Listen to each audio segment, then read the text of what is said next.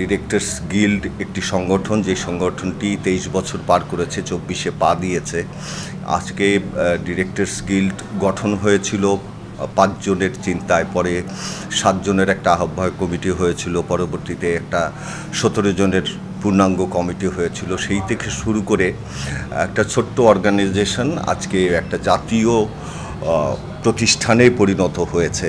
Viral যে virus আমাদেরকে গ্রাস করেছে, ভাইরাসে আজকে সবসময় আমরা চাই ডিরেক্টরস গিল্ড যে ভালো অভিনেতারা, অভিনেতারা কাজটা করুক। সেই জায়গাটায় এসে দাঁড়িয়েছে এমন যে এই যে এই ভাইরালের পিছে ছুটতে গিয়ে আমাদের যারা শক্তিমান অভিনেতা, যারা অভিনেত্রী, যারা দীর্ঘকাল ধরে এটাকে লালন করে আসছে, তারা এটা আমি মানি, আপনাদের এই কথার সাথে একমত।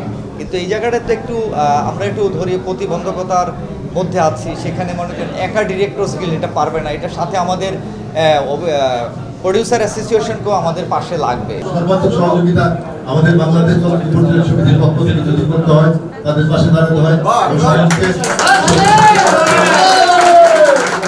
আমাদের কোনো ছোট্ট ভূমিকার প্রয়োজন হয়, অবশ্যই আমরা আছি পাশে। ধন্যবাদ সবাইকে। এটা শুনে আমার খুবই ভালো লাগলো। আমার কাছে মনে হয় যে 23 বছর দেখতে দেখতে পার হয়ে যায়। মাঝে মাঝে মনে হয় যে গত শতাব্দী সেদিন শুরু হলো, 23 বছর কোথায় চলে গেল। তবুও এটা একটা মাইলস্টোন। সবাইকে অভিনন্দন, ডিরেক্টর গিল্ডে অভিনন্দন। আর হীরা ভাই আমার খুব কাছের একজন বড় ভাই, সাগর আমার খুব কাছের ছোট ভাই।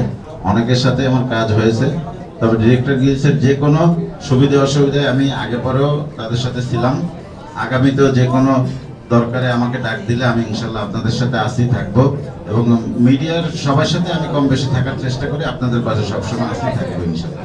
অনন্ত হীরা ভাই আর সাগরকে যে এতগুলো মিডিয়াকে আজকে একত্রিত করতে পেরেছে, এবং দ্বিতীয় ধন্যবাদ দিতে চাচ্ছি আমাদের মিডিয়া কর্মী ভাইদেরকে, যে আমাদের এই প্রতিষ্ঠা বার্ষিকীটা আশা রাখছি যে প্রথমে ইঙ্গিত দিয়ে গেল শাহিন সুমন যে বিভেদ, এই আপনাদের প্রচারের মাধ্যমে এবং আজকের এই সফল অনুষ্ঠানের মাধ্যমে আমাদের যে কোনো বিভেদ নেই, আমরা যে এক এবং অভিন্ন তা কিন্তু প্রমাণ করে দিয়েছে সবাই।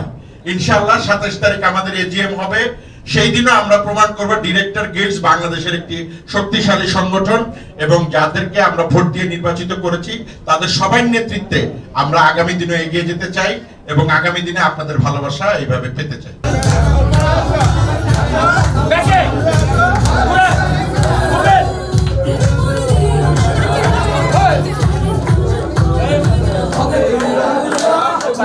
Sorry.